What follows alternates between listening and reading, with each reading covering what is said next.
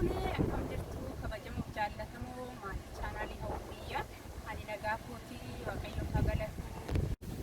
bakka jirtan hundatti haraaree deebisuu waaqayyo siifaa baay'atu jecha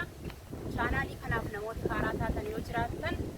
subscribe gochuudhaan maatii naaf ta'an affeerraa kootii yeroo maatii naaf taatan viidiyoon hojjedhu dafee akkasiin qaqqabuuf mallattoo bilbilaa kan fakkaattu jirti ishee tuquudhaan maatii naaf ta'an isiniin jedha.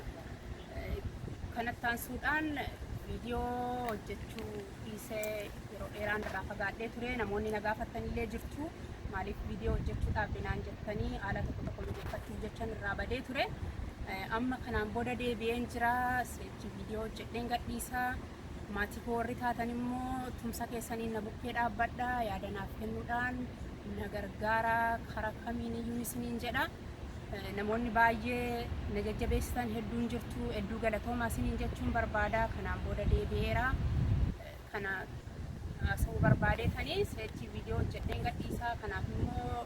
tumsi keessan immoo hedduu na barbaachisaa yaadi keessan na barbaachisaa kanaaf na biraan dhibaminaan isiniin jedha galatoomaa.